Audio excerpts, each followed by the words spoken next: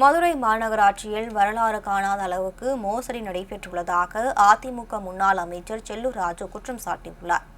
இது தொடர்பாக செய்தியாளர்களிடம் பேசிய அவர், முதலமைச்சரே நேரடியாக தலையிட்டு உத்தரவிட்டு மண்டல தலைவர்களை ராஜினாமா செய்ய வைத்ததிலிருந்தே எந்த அளவுக்கு முறைகேடு நடைபெற்று இருக்கிறது என்பதை கணிக்க முடியும் என்று கூறினார்.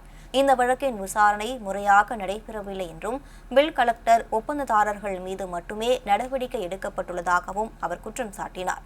எனவே உண்மையான குற்றவாளிகளை கண்டறிந்து சம்பந்தப்பட்ட மண்டல தலைவர்கள், உயர் அதிகாரிகள் மீதும் நடவடிக்கை எடுக்க வேண்டும் என்று முன்னாள் அமைச்சர் செல்லூர் ராஜு கோரிக்கை விடுத்துள்ளார்.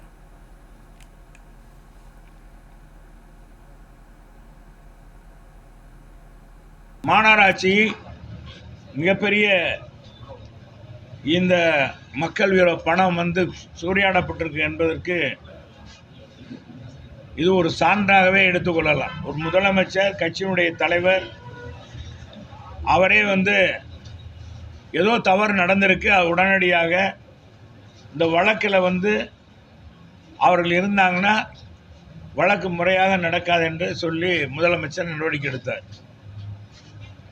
ஆனால் வழக்கு முறையாக நடந்திருக்கா அப்படின்னு பார்த்தா இல்லை.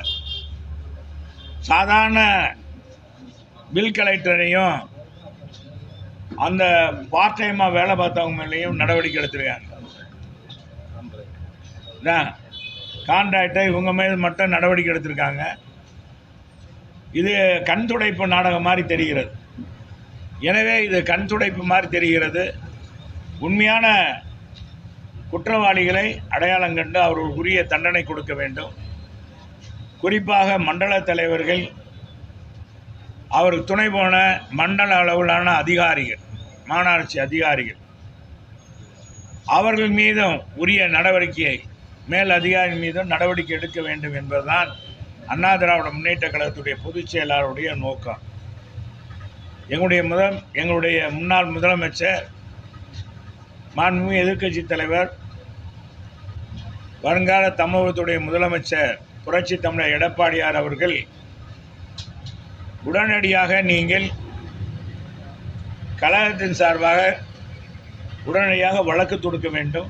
வழக்கு தொடுத்து உண்மை நிலையை நாம் கண்டறிய வேண்டும்.